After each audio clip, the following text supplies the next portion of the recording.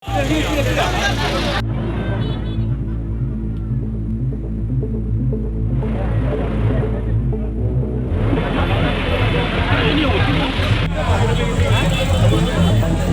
belakang.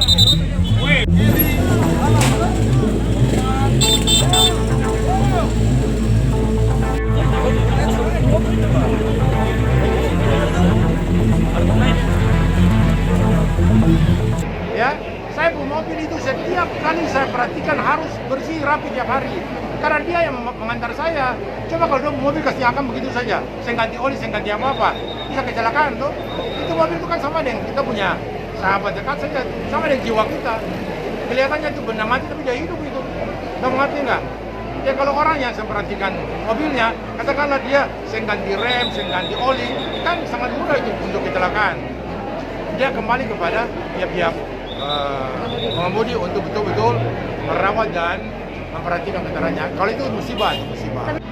Karena begini, kapasitas jalan kita terbatas. Volume lalu lintas di bawah jam 10 itu lebih tinggi.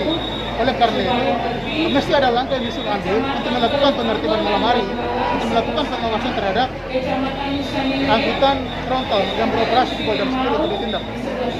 Ya. Sudah.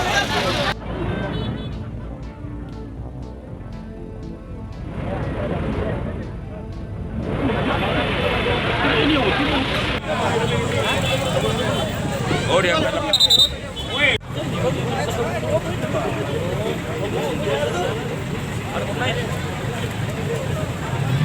Terima kasih sudah nonton. Jangan lupa like, subscribe, dan share ya.